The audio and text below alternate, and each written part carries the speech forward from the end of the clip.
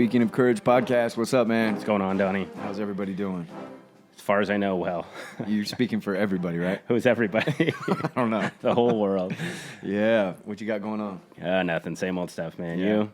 Same. Trying to get some more stickers and stuff for the show. Give those out for the comments if people want them. Cool. I got some ordered, so we'll see how they turn out. And then, nice. Other than that, just same Which old logo, stuff. same? Yeah, just the same one. I told you to design a nicer one, but you it's still in there. You're a busy man, Yeah. so that'll never happen. Yeah.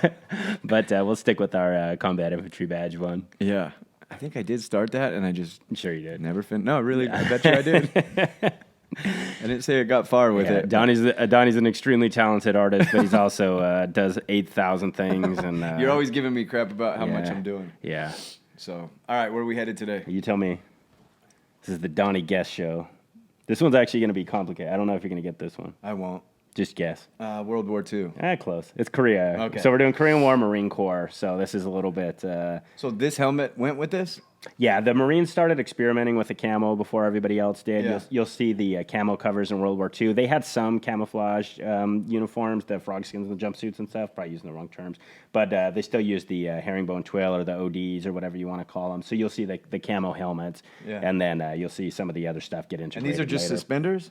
Yeah, these are combat suspenders over here. Those are pretty cool. Holding those on with the cartridge belts for the M1 Garands with, the clips, not the magazines in here. I'd pull it out, but I'll probably make the whole mannequin fall Also, over. this actually is a clip. Yes, this is a right. clip. It loads from the top, and it has the... Usually when you say clip, cops and military guys get mad about Every that. time I say it on the show, I'll usually say M1 Garand clip or carbine magazine. So people know that I'm not an idiot. Right. But yeah, there is a difference. But these are actually going to be clips. These look like some hipster suspenders. Yeah. I bet you hipsters wear those, huh? A lot of military inspires fashion again. Yeah. Well, not these. These are expensive, so I don't Are think they? they'll be wearing those. But yeah, especially the earlier colored ones there, the khaki colored Nice. suspenders. But yeah, we're going to go Marine Corps War. Korean War. I almost said World War II Korean War, again. the Forgotten War. The Forgotten War, again. Yeah, we've done a couple episodes on this. It's actually one of my favorite areas of interest to study. A horrendous war that is largely forgotten. A lot of people don't know much about. So we've done, Thomas Hudner was a Korean War.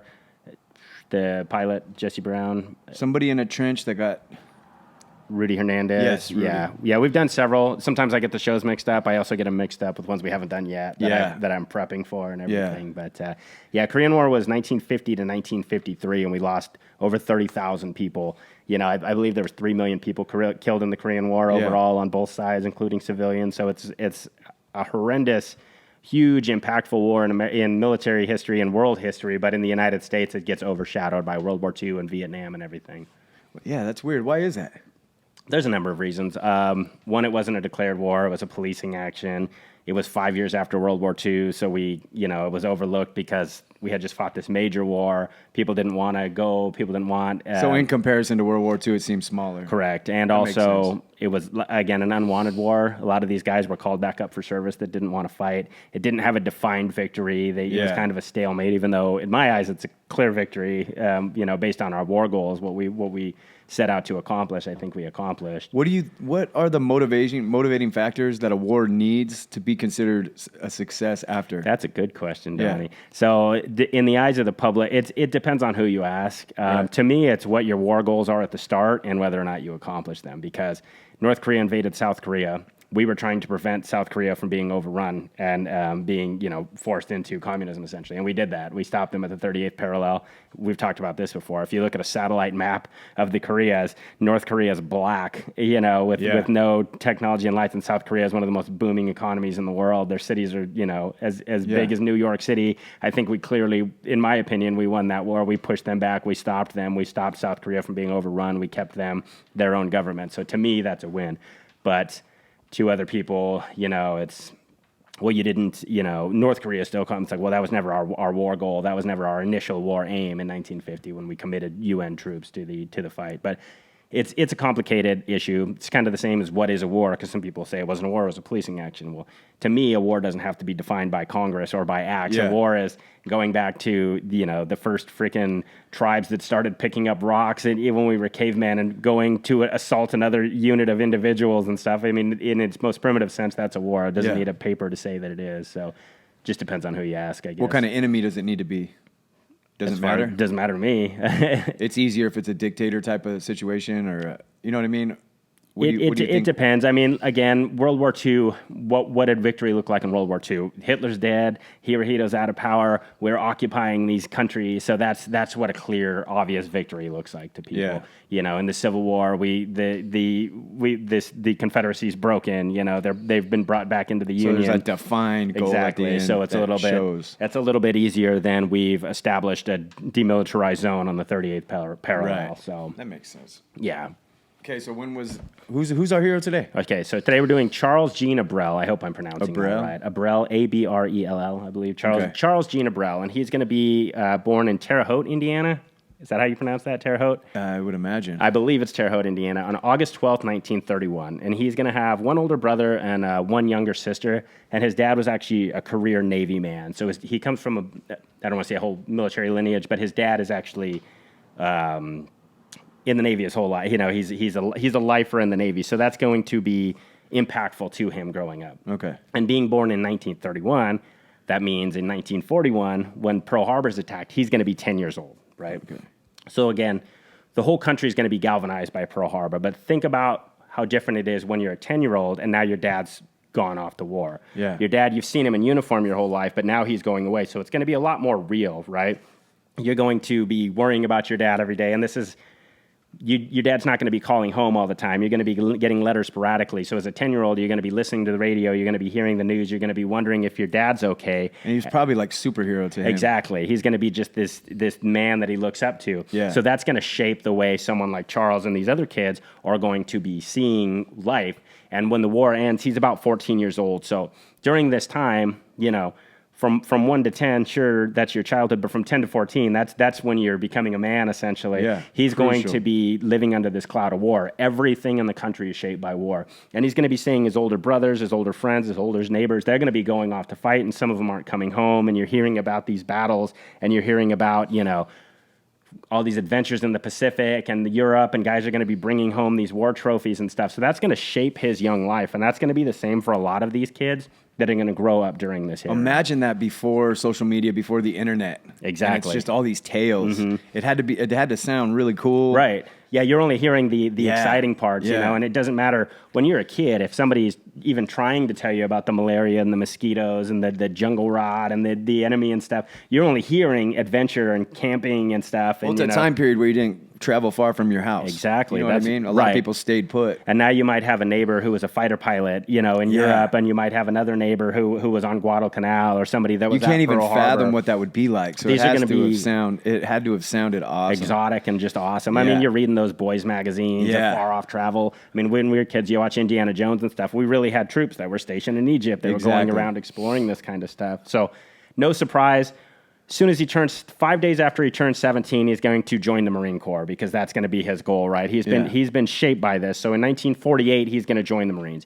And at the time, he's 5'6", and I'll show you pictures of him later. I'll post them up here. But he looks all of 15 years old when he joins, Yeah. right? But he was actually 5 days after being 17. So he's going to get those papers Wow. signed, and he's going to go in different times again, right? Yeah. This is a viable career path almost. So after joining the Marines, he's going to go to Marine Corps Recruit Depot in Parris Island, South Carolina, which is where, you know, they either come to San Diego or they're going to go to Yep. South Carolina. And he's going to make it, and he's going to earn the title of Marine, which is something that's going to be a very prideful thing in his young life. And he's going to get sent to Camp Lejeune, and he's going to be assigned to Company E, 2nd Battalion, 1st Marine Regiment of the 1st Marine Division.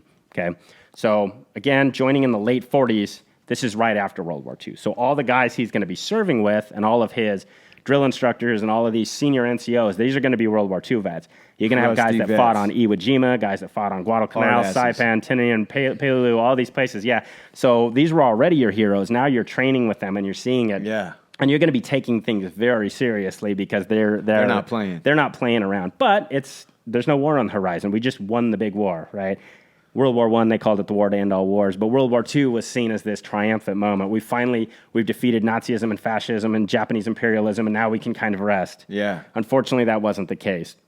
On June 25th, 1950, North Korea invaded South Korea, which, again, who knows or cares about Korea prior to this, right? Yeah. It's well established now. You know, it's in the news a lot. But if you're a kid growing up in the 30s and the 40s, Korea is not going to be on your horizon unless you're of Korean ancestry or something like that, you know, or you've been to the East for some reason. Are people in the country like, what are we doing? Yes, absolutely. Because you have some people who've lost children in combat, and now they have a younger son that's going to get called up, you know, and they're going to say, I don't want to give my son. Yeah, and this isn't really in defense of us. Exactly. It's like mind our own business type of thing. It's an abstract concept. It's a lot harder to fight and die for an abstract concept, but it's even more difficult to send your son to fight and die for an abstract concept. Other people's freedoms that doesn't affect you, right? Yeah, when you're fighting the Nazis or Japan or something, it's a threat to your family, your land, and everything. A lot easier to get motivated. Absolutely.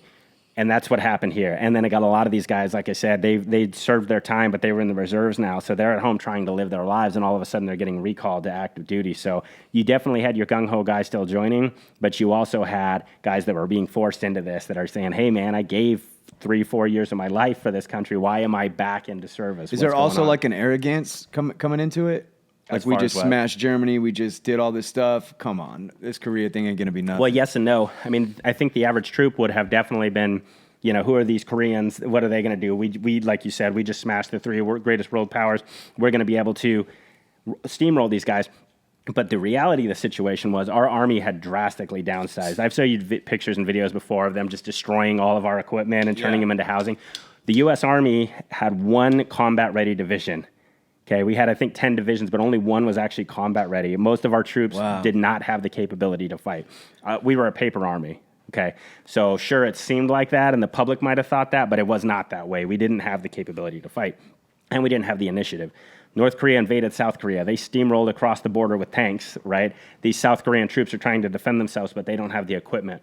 The U.S. Army sent over the 24th Infantry Division. They had outdated equipment. They had World War II equipment. They didn't have any heavy armor. We only had 1 transport plane that was able to bring a battalion over to the Pusan perimeter in Osan. So the North Koreans are just attacking, and we're a speed bump, essentially, trying to hold on, trying to fight. But and for what? And for what, right? Yeah. And these you know, about 1,000 Americans are fighting thousands and thousands and thousands and thousands of Koreans who are pushing us back to the Pusan perimeter. And the war is going very, very poorly at the very start. So it became quickly apparent that this is not going to be an easy fight. This is going to be, if we get pushed off that peninsula, if we lose those troops, it's going to be very hard to get back on that peninsula, if that makes sense. Without a lot of life lost. Right. And, So like Charles and all the other Marines, they're very ready to fight, right? They're Marines. Marines traditionally love to fight, and they want to go, but like I said, they have no idea what we're getting into. But they're going to get on ships, and they're going to sail on August 17th, 1950. Charles is 18 years old, and they're going to sail from San Diego to Japan, and then from Japan, they're going to sail to take part in what are called the Incheon landings in Korea. Have you ever heard of that? So Incheon was actually MacArthur's plan, and this was actually a brilliant piece of war. So again, the Korean Peninsula, we had been pushed all the way down to Pusan, very small holdout. The Koreans are attacking, and we're trying to defend our lines. We're trying to bring in airstrikes and stop these troops. MacArthur actually proposed, let's land behind the enemy at Incheon and cut them off. And everybody's telling him, no, 1, that's crazy. We don't have the troops. We don't have the capabilities. 2, those beaches are horrible. You're not going to be able to land there. Yeah. But MacArthur said, exactly, right? We're going to have the element of surprise, and we're going to take them, and we're going to do it, because MacArthur is a very controversial person, but he's also a courageous person, and he's a military tactician. One of only 2 people to father and son perish to win the Medal of Honor. MacArthur and his father earned the Medal of Honor, and obviously separate actions. But so they end up, Charles is going to take part in this landing in Incheon, and that's exactly what we did. We landed behind enemy lines. Marines and Army troops of the 7th Infantry Division landed behind enemy lines at Incheon, just like Normandy and everything else, right? You're coming in on those ramps, dropping the ramps, coming into gunfire. You're storming those beaches, and they're going to actually cut the enemy off, and we're going to be able to get behind them. What that does is that makes the North Korean troops at Pusan have to break and move up to Incheon to try to fight us off, right? So it ended up being a brilliant, brilliant campaign. At the Incheon landings, we had 224 killed in action and 809 wounded, and there was 1,300 enemy killed in action. So it was very successful. But after that, we have to push in, right? The war doesn't end, so it's going to be a very slow advance, and Charles is going to be a part of this. Yeah, they're going to be fighting these Korean troops up at Incheon, and also these ones that are coming up to reinforce. So it's going to be very slow and bloody fighting. They're going to push towards Seoul, which is the capital of South Korea.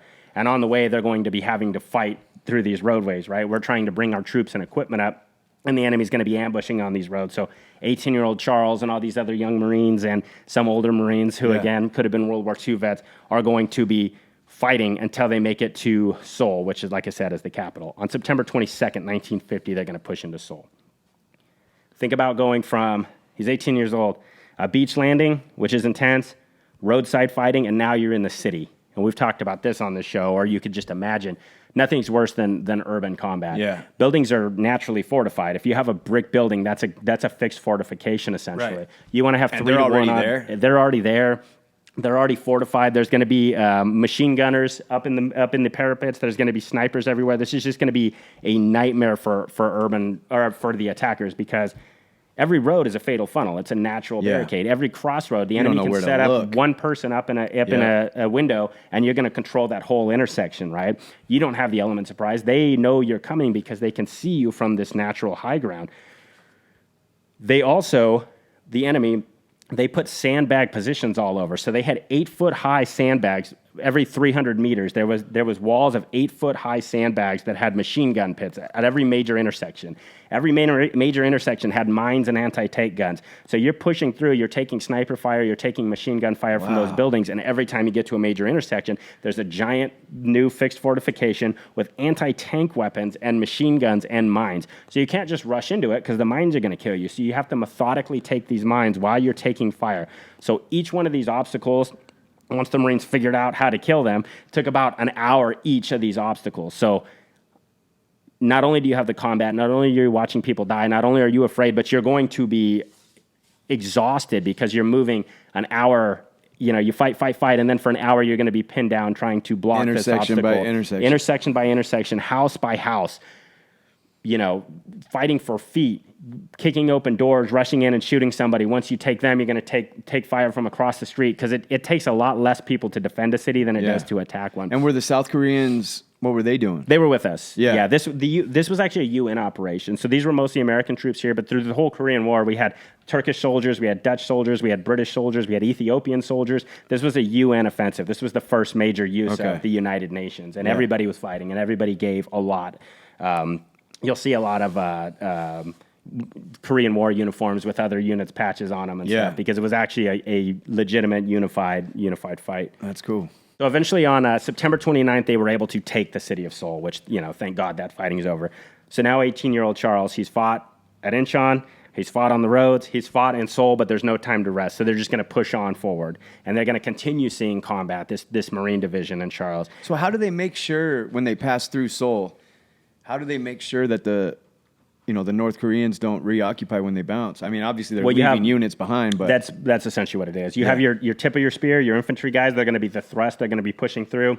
Then you're going to have your follow-up elements that are going to be doing the cleanup and going around. And then you're going to be moving into those cities with your supply lines and your logistics and your people that. Because there's got to be North Korean soldiers that dipped out or ran away, and we're chasing them. Yeah, but that's part of the problem with Korea and Vietnam is these civilians that are left behind. Where are their loyalties? How do I know this isn't a soldier that just took his uniform off? Yeah, right? So they could be setting up guerrilla combat, or they could be just waiting to ambush you. They look similar people, right? Oh, yeah, absolutely. There's no difference. It's the same language. Yeah. So there's no way to really tell. Yeah, there's no way to tell. And, I mean, they're not going to have a huge resistance if they're fighting guerrilla style, but they could easily do that. So it's going to be very difficult, and it plays on your mind, too, right? And that's where you get some of these atrocities that occur as people, especially in Vietnam, but in Korea as well. You keep taking fire, and then all of a sudden there's just civilians around, so you convince yourself that was them that are doing it, and maybe sometimes it was. So that's going to be part of those problems. And then that can sway the people's opinion. Yeah, hearts and minds a big deal. A lot of people like to think, that's weak. I'm not here to be a politician. Well, you better be, because it's going to cost you in the end. Afghanistan, Iraq, Vietnam. If that's your goal, is to win, then you need to have the people on your side. But Charles and his unit, again, they're going to push on. They're going to fight at Wonsan, and then they're actually going to push past the 30th parallel. So the 30th parallel was the dividing line from North and South Korea. That's where the North Koreans invaded. So we talked about how do you know you're winning war? We actually pushed past the 38th parallel. So now we're in North Korea. The tide of the war is turned. We went from having a small amount of troops desperately holding on at Pusan, fighting for their lives, and now the enemy's on the run. We've cut them off. We've taken the capital city in the south. We've push them back. The tide of war has turned. So we actually started pushing all the way up to China. And this is where, MacArthur's making bold statements about going to war with China and dropping nukes and pissing people off, essentially. So we got so close to China that China's watching their border, and they're not really liking these U.S. troops pushing forward, especially since this is a proxy war for the Soviets and the communists up in the north. So the Chinese army actually in 1950 joined the fight against the U.S. just when things were going well, and we thought, hey, the war, we've won this war, we've got it in the bag. Thousands and hundreds of thousands of Chinese soldiers start streaming across the border now. So now we're in a war with China, which is not something that we want to be in a war with, right? And it caught us off guard. There were reports across the lines, soldiers are saying, hey, we just killed these enemy and they're dressed different, and they're reporting it to headquarters, and they're saying we're getting reports of Chinese on the line, and they're saying, no, they're not. That's bullshit. Those weren't Chinese soldiers. They're just Koreans wearing Chinese gear. And they're saying, no, we're getting all these Chinese, but they wouldn't accept it. MacArthur and some of the high command, they were saying, we're not at war with China. Just they didn't want to take that step. They didn't want to believe it. They didn't think China would actually commit, but believe it, they absolutely did. So the Chinese force was so massive, and it was so powerful that we once again were on the retreat. So the Chinese smashed us and we were pushed back. So this is still 1950. Korean War is just a seesaw. These guys that had been pushing forward, thinking the war is going to be over, now we're on the retreat. And guys like Charles, they've been fighting nonstop for months, right? Think about all the physical hardships. You literally walked from Incheon to North Korea. Yeah. You walked there. You might have hitched a ride on a few trucks and things like that, but your feet are going to be throbbing. You're going to be aching. If you sleep wrong, or if you fall, or you get hurt, or you have shrapnel, or you're not recovered from your wounds, those are going to be aching, and it's going to be, when the Korean War started in the summer, it was a drought. Guys were eating, trying to drink water out of the rice fields and getting dysentery, and there's nothing to drink if you didn't have your stuff. In the winters, it's going to be freezing cold, and that's going to be what these guys are dealing with. In the wintertime, you're going to be walking wounded. You're going to have trench foot and frostbite and everything else. And they're going to continue fighting until around Thanksgiving of 1950 when they get to the Chosin Reservoir. And I don't know if you've heard of the Chosin Reservoir. Chosin Reservoir is one of the most decorated battles in American history. It's also one of the bloodiest battles. It's one of the most horrendous casualty-producing battles. It's just everything that could be bad in combat is going to be bad there. And this is where we're talking about, where all of a sudden we're surrounded by the Chinese. So November 27, 1950, this is Thanksgiving, okay? We literally, up to this point, we think the war is going to be over by Christmas. That's what they're telling these troops. You guys are going to be home for Christmas. Outstanding. Good job. This is where the Chinese are streaming across and surrounding us, though, and we didn't realize it. They're actually bringing the troops turkey dinner on the line. The turkey's frozen, but they're happy to have it, right? Yeah. We're thinking, okay, everything's going to be good.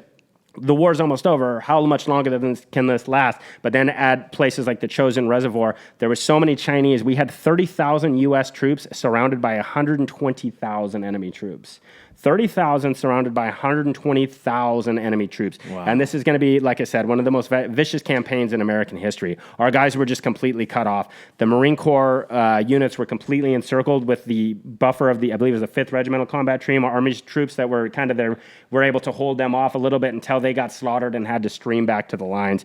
And this is just sub-zero temperatures. I say that so much, it sounds like it's hyperbole, but this is literally sub-zero temperatures. There's reports of guys trying to give water to their friends and their water's frozen in the canteen. When you're awake, you had to keep blinking your eyes because the frost would freeze over your eyelids and freeze your eyes shut. They couldn't shave. Guys that were falling asleep in their sleeping bags would woke up frozen. Some of the casualties, they'd find the dead Marines and they would try to go move them, but their arms were stuck in these grotesque positions with the ice, so they'd have to snap their arms down to bring them back. Yeah, it was just horrendous. So the way the Chinese fought at the Chosin Reservoir, too, our troops were trying to dig into position. They just fought in human waves. They called it the human waves of hell. They would blow the bugles and they would bang things for that psychological warfare, and then we would start firing. And some of the accounts, the guys were saying that they swear to this day that the ground was shaking because there were so many troops. Just as far as you can see, just troops, just massive waves of bodies coming at you. And our guys are firing, and they're firing their machine guns, and they're firing their rockets, and they're firing everything they have, and the enemy's going down, and they're dying, but they just keep coming. They won't stop. And we're having to clear the enemy out from in front of our machine guns because they're in our line of fire, but they're going over top. And like I said, add to this that you're freezing, add to this that you're cold. Just the cold alone. Our guys are having to use enemy and friendly bodies as sandbags. They're grabbing their dead friends and putting them in front of their positions so they can soak up those rounds because there's nothing else they can do to fight off these enemy hordes. Now, on top of that, in addition to the cold, you're not getting any sleep because it's so devastating and it's so cold. So you're physically exhausted, you're mentally exhausted. You freeze if you stop moving. And if you look at the Chosin Reservoir, it looks like the Himalayas. It's just snow covered everywhere. So it's just literally a nightmare. But the Marines were completely cut off. They were in risk of annihilation, but rather than surrender, they said they were going to advance in the opposite direction. So they decided they were going to fight their own way out. They picked a direction towards friendly lines, and they just started fighting. I can't even pronounce the name. I think it's Haganah. They started fighting towards friendly lines. Yeah, advancing in the opposite direction. They didn't retreat, and eventually they were able to fight their way out, and they were able to stop this encirclement and stop this annihilation. When it was over, we had 1,029 of American soldiers and Marines were killed in action and 4,894 wounded. In addition to that, we had 7,338 non-battle casualties, meaning the frostbite and the mental exhaustion.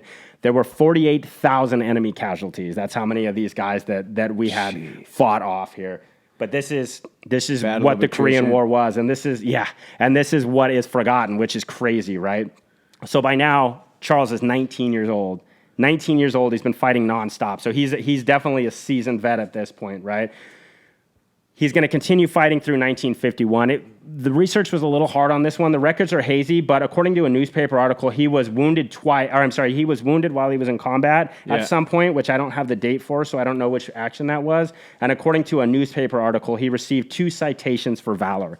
So I don't know the circumstances of those, other than the newspaper article I found, stated during one engagement, a machine gunner was firing at the enemy troops, and he was wounded or killed, and Charles Abrell jumped on the gun and was able to drive the enemy back in face of this withering fire. So as a 19-year-old kid, see somebody get mowed down and jump into that position. Jump into that position that's a magnet for gunfire. Because if you're the enemy and you have 20 guys with rifles and one guy with a machine gun, who are you going to shoot at? The machine gunner. So it takes a lot of courage to jump up on that gun when you know that that's going to be the number one target for the enemy. But that shows you what kind of courage he has. Yeah. And again, 5'6", 19-year-old kid. He looks like just a little, some white trash kid we'd play with down the street. But these are the experience these guys are going through, and these are the experience that all of our fighting men go through in all of these wars. Yeah.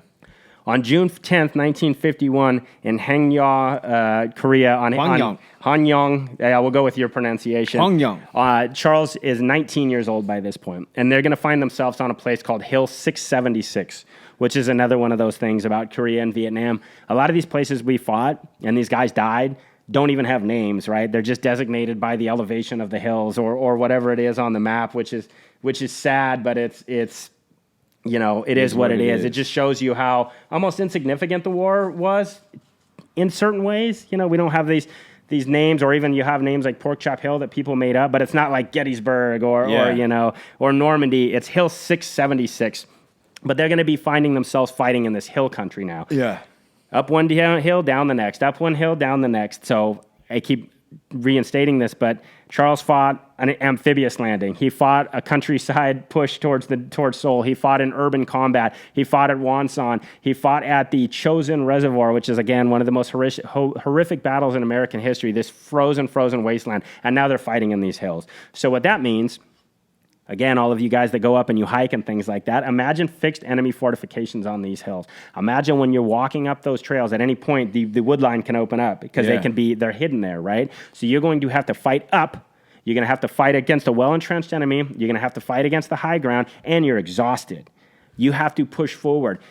There's no trail, because they're not stupid, to let you go. You're going to be fighting these obstacles. You're going to be hitting barbed wire. You're going to be hitting concertina wire. And then when you get there, the hill behind you knows you're there. So once you take their position, they're going to pound you with artillery, and they're going to pound you with mortars, and they're going to pound you with everything else. So this is a nightmare. It's just repetitive misery for the infantryman.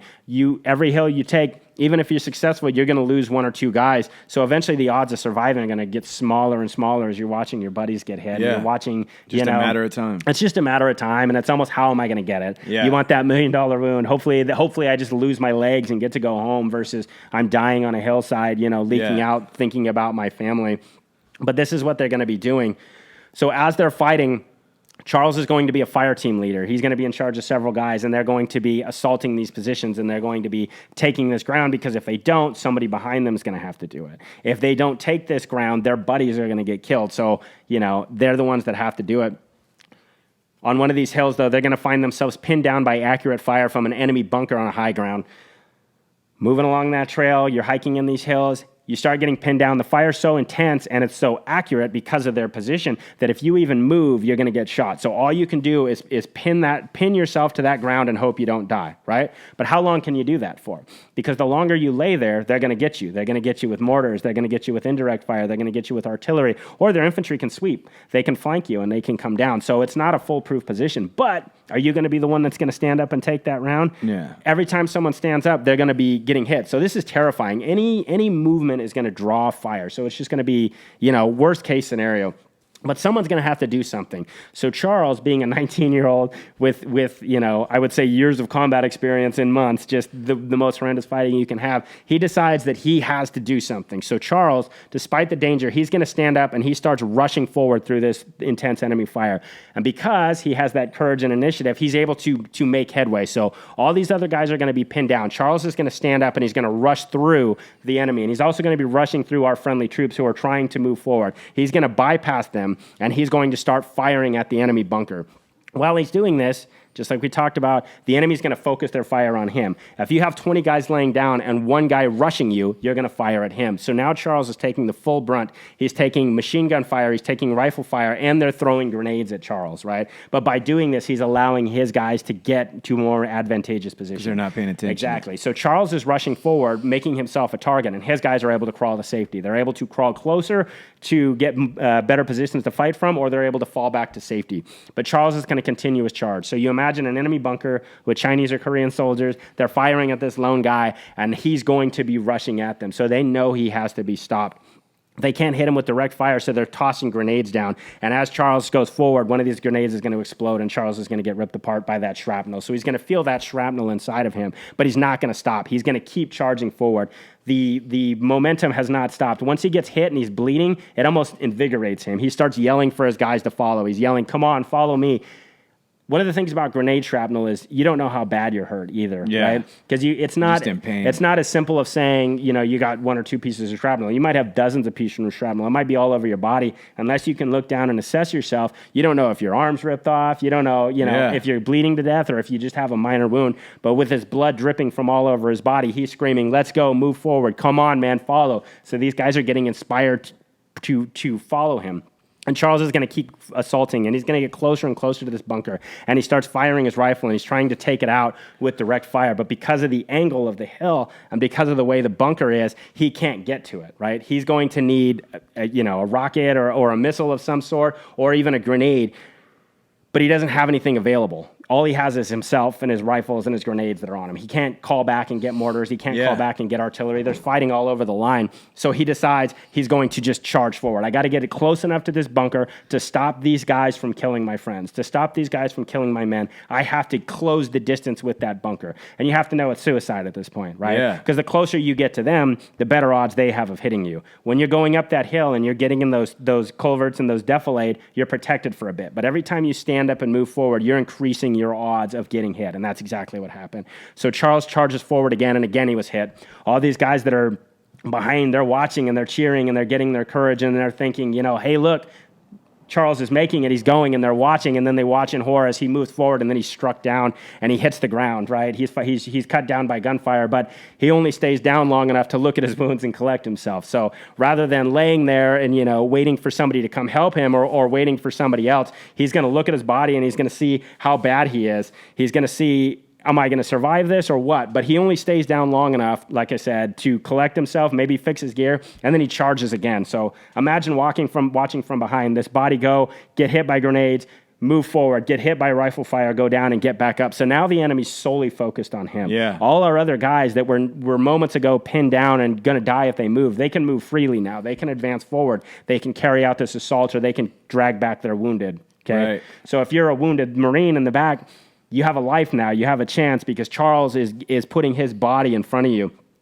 So by now, Charles is running forward, and the enemy completely has his position fixed. So Charles runs forward once again, and once again his men watch in horror as he's shot again, and Charles is going to go down. And this time he's going to be in extreme pain. He's going to have multiple shrapnel wounds. He's going to have multiple gunshot wounds. His legs are going to be tired. His muscles are going to be spasming. I don't know where he was hit, but no wounds are good wounds. So if it's a leg wound, you're going to have difficult moving. If it's an arm wound, you're going to have difficulty carrying your rifle or throwing your grenades. If it's to your chest or your stomach, you're going to be in panic mode, and you're going to be in this extreme pain, and you're just going to be exhausted. But he knows that he has to destroy that bunker, because if he doesn't take out that bunker, they're going to get his guys. If he doesn't take out his bunker, somebody else is going to have to come up here. And he knows that the ground that they have is almost impossible to take. He's still in a bad position, though, because he can't kill it with rifle fire, because the way, there's only this much coming out of the bunker where you can get in. If he raises up and tries to shoot it with rifle fire, he doesn't have the angle. They're going to drop him, and he's not going to get him. He needs to be able to use his grenades, but because of the position, he's wounded multiple times. He's not going to be able to get his grenade into this opening, right? There's these minor little windows, and then there's their actual, door, but how are you going to be able to get that grenade into it? Charles is laying there.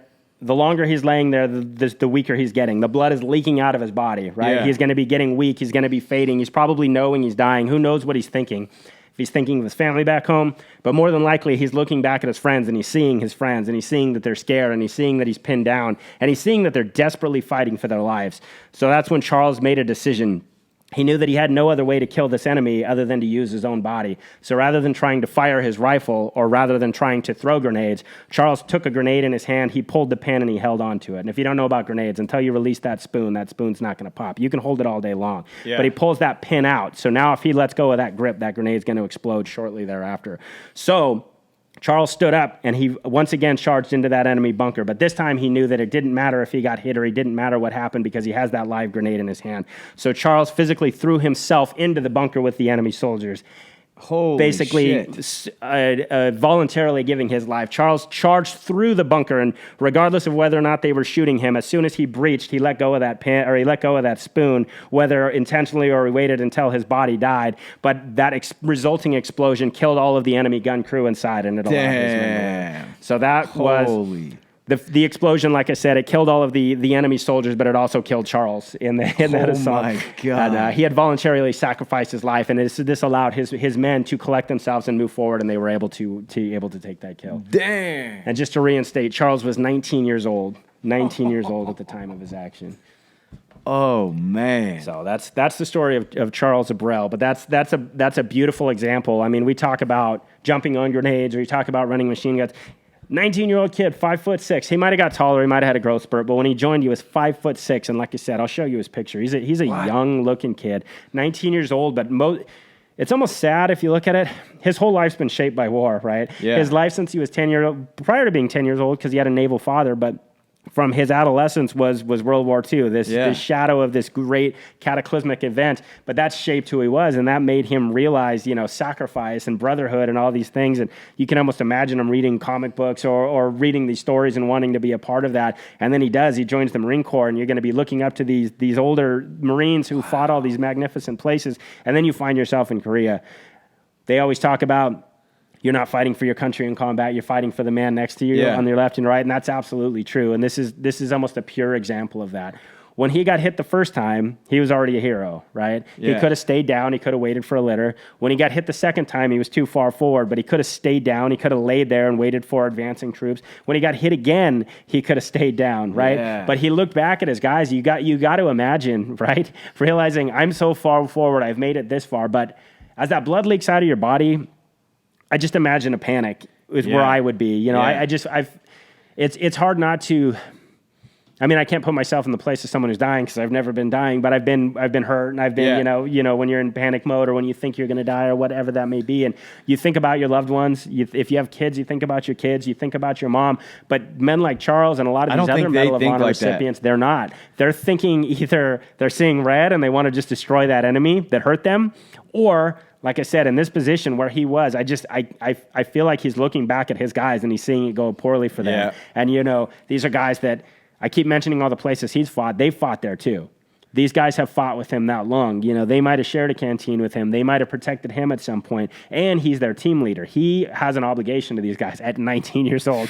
He has an obligation to these guys. That's always the craziest so part. He's not going to stop until he takes out this enemy because he's a Marine, and that's what he's trained to do. Rifle fire doesn't work. Grenade fire doesn't work, right? There's nothing he can do, so he turned his body into a missile. And I don't know, like I said, if he was able to release the grenade or if he just knew they were going to kill him when he got in there, and as his hand released that grenade, it was going to explode. They always seem to have this, like, undying thing to destroy the enemy. Right. Like, whatever, you're going to get me, but I'm getting you too. Mm-hmm. There's like a Rocky in them or something. You know what I mean? That's what it reminds me of. How much would you give to just be able to go back and watch. Or ask him what he's thinking, you know, just to kind of pause? I don't think they're stopping to think about anything but what's in front of them. Mm-hmm. I think that's the only way you could stay in that position and go and do that. Just like this single-minded, unwavering thing to just finish the mission. You know what I mean? Yep. Like, you got me, but I got you too. Exactly. You ain't going to get the up on me. And then when you scale back, again, the sad thing is this is just a hill with no name. You know, it's just one more machine gun bunker on one more hill in Korea in a war that most people forgot about. Oh, yeah, well, his guys, everyone that was there owes their life to him. Yeah. Every one of them was pinned down by this machine gun. They knew they were going to have to take it, right? And I keep saying machine gun. And they're watching the position. Right. Yeah, they know they're going to have to take it. And now they're seeing him charge forward. They're close enough. This isn't, you know, a mile away. This is 20 meters away, 30 meters away, 50 meters away. They're watching him. They're seeing him go down. They're hearing him grunt when he's hit. So they know, and you're hearing those rounds of the machine gun, and you know, and they're coming for you next, right? Dang. Even falling back isn't an option sometimes. You're just trying to get to a better position. I feel like it's like he knows he's going to die, and you're going with me, fool. Absolutely. You know what I mean? That's kind of the cool thing about it. Who do you think you are to shoot me? Yes. You shot the wrong person. I'm coming after you. You hit me with grenades again. I'm coming after you. You got me. You got me, but you're going with me. This one's similar to Roger Young in World War II, one of the earlier episodes we did. As he was crawling forward, he kept getting hit, and there was no going back. Yeah. At some point with Roger Young, he was dead, and he had enough life left in him. I feel like there's a certain point of when they're wounded where they know, I'm not leaving here alive. Yeah. So let's get. But that takes a lot of courage. Oh, absolutely. Because I've seen a lot of people die that go the other way. Most people are either going to run or they're going to lay there and panic, or you're going to cry, or you're going to beg, or you're going to give up, or you're going to lay there. But it takes a special type of human to just go, all right, accept it. Yep. And let's go. And have the forethought to think about how to take, not just I'm going to stand up and rush and die. No. I'm going to take you out. Yeah. Okay, I got a grenade. I can't hit you with my rifle fire. You're still thinking tactically. Exactly. I can't toss my grenade either. I don't have enough strength, or I'm not going to get it into your opening. But I can get myself in there. You can't stop me. My forward momentum. You can shoot me as much as you want. I'm going to get close. Yeah. I'm going to get close. And he did it. Imagine what the enemy. I was just going to say, imagine being the enemy and seeing this guy, and you hit him and he's back up. You hit him again, he's back up. You got to be going. What? You what know do I that his do momentum is going to take him right into you, and there's nothing. And you they can can't retreat either. No, they can't get out of that bunker. Go. They're going to get cut down. So they're just going, kill him, kill that guy, stop that. Somebody get that guy. That's all you're going to be focused on, and he's going to keep going forward, and he's going to be covered in blood. I don't know if he had any on his face, but he's just going to be bleeding red. His equipment's going to be torn off of him. He's probably dropped his rifle and left it there, and he just keeps going forward. It's like a horror movie or a nightmare where your guns don't work and the zombies just keep coming or whatever that's going to be. It's like those dreams where you're fighting, but you can't throw any momentum behind it. Yeah. And something really poetic about he actually killed them with himself. Exactly. You know what I mean? Yeah. It's they killed him, but they didn't win. My flesh, his bones were shrapnel. That's true. You know what I mean? That's just badass. Yeah, all of his equipment, if he had other grenades on him or anything like that. And wow, what a great one. But that's the story of Charles Jean Abrell. I put this one up for a vote. Trying to do some more of that. If you guys don't know that are watching on YouTube, we have the Instagram page too. It's just the Speak and Encourage Instagram. And not that you'd find it on here, but if the guys that are on the Instagram that aren't on the YouTube, I try to do kind of things back and forth. So last post I had voting on whether you guys want a Korean War Marine or Korean War Air Force. So I'm going to put it up to a vote again. We film these, try to film them, put them out once a month, so you guys can have some input if you want on which episodes we do next. Yeah. I have a Korean War Air Force one that's ready to film. I'm going to have a couple others, but let us know if you want. Army, Navy, Air Force, Marines. We already did the only Coast Guard, so we're not going to have any more Coast Guard. Yeah. If you guys want World War I, World War II, Korea, Vietnam, let us know. Comment on there. Please comment on the videos as well. We're trying to get some more clicks. Everything helps. Yeah, and that helps. We don't want to sound like 15-year-old YouTubers, but but we are. commenting, and sharing helps us out with little momentum. So comment below on this video if you guys have any suggestions, if you guys have any idea. Comment anything about Charles Abrell. Again, if you guys have, Marines especially, I know Marines are real passionate and proud about their history, which I think is awesome. But I'm curious, because I wasn't a Marine, how many of you guys have heard of, Charles Abrell or Oscar Austin or some of these guys that are less well known? We all know about, How is John that guy not Bassett well known? That's one of the baddest ass stories ever. Right? Yeah. I can't wait till you see his picture. 19 years old, and it's his boot camp picture, so again, he might have looked a little older, but he looks like he for sure looked older by the time this action happened, going through all that. Yeah. I mean, the war-weary face, but it's not going to change your baby face. Yeah. So comment on there if you guys have heard of any of these people. And our favorite comments are people that either knew these recipients or were related to them. We get, a lot of family. Every few episodes, we get someone that's ran into some of these people or knew them in life, obviously the deceased ones. But we're trying to keep their memory alive. We're trying to foster some pride in our military and foster some pride in Americanism, because we still feel like that's very important. And unfortunately, that's lacking. So when people say things like, why America was never great, or why would you be proud to be an American, we hope this is why. These are the kinds you think of. And I'm not foolish enough to think that other countries don't have their heroes, but we have our own, and we should be proud of those. And these are our homegrown guys. The biggest thing about American culture and American history versus other nations is we've never looked up to nobility, right? We've never looked up to these highborn classes. We looked up to kids from Terre Haute, Indiana, who are just guys that put themselves out there. We look up to these guys like we've talked about on some of these that were dirt poor World War I vets, who's come from a Staffelbach murder clan, guys that are born into orphanages, but they can make themselves great, and that's what everybody can do in this country. So we want to get that word out, and it would help us if you guys can comment, like, suggest, share, all those kinds of things. Also, one of our episodes, not our episodes, but one of the people that we covered is actually being a movie. Oh, yeah. Thomas Hudner and Jesse Brown. Yeah, that looks like an excellent movie. Maybe I'll click a link on here or something like that. The buddies who crashed his plane to help the naval aviators. First black aviator, or one of the first black naval aviators, and then Thomas Hudner, who risked his life to save him. And that was the Chosin Reservoir. It looks like it's good, too. It looks awesome. But that was the Chosin Reservoir. So to help put that in perspective, if you go back and watch that episode, which you should, the pilots were flying to save these guys. Oh, really? At the Chosin Reservoir. The guys, when they were surrounded and cut off by 120,000 enemy, Thomas and Jesse were flying these missions over and over. What's the movie called? Devotion? I believe it's called Devotion, yeah. And it who knows what the movie's going to be like. It looks awesome. The cinematography, just in the trailers, as far as the trailer goes, looks awesome. I love movies, and I hate to say this, but even a bad movie about a hero is better than nothing, because people are going to look it up, and they're going to hopefully learn those stories, know, because obviously they're going to do a better job than we could. But when does it come out? I'm not sure. I posted a link on the page. Again, I'll post it on the Instagram. But we'll have to do a review on that. Yeah, we'll see. Yeah. If Donnie ever gets time to redesign our logo and do a review. But other than that, again, like, comment, subscribe, share if you guys can. Not trying to sound like 15-year-old YouTubers, but hit that little subscribe button, that little bell, so it'll tell you when there's new episodes. Yep. Pretty much on a once-a-month schedule right now. Maybe if we can get ahead, we can get a little more out there, but it's just kind of difficult to get together sometimes on these. But we're going to try to keep bringing you these stories as long as you guys want to listen. So let us know. Thanks. Thanks so much. See you later.